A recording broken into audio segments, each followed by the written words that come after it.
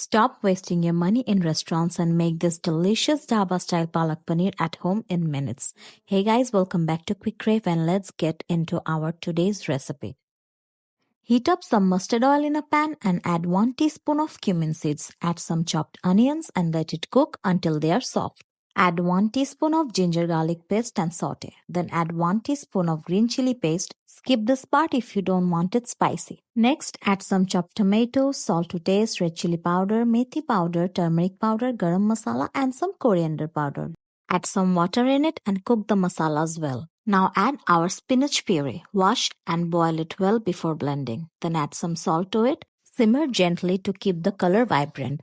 Add paneer cubes and a dab of butter. Mix softly and our Dhaba style palak paneer is ready. Rich, creamy, buttery and irresistible. Save this recipe and try it out tonight. And don't forget to like, share and subscribe Quick Crave. Thanks for watching.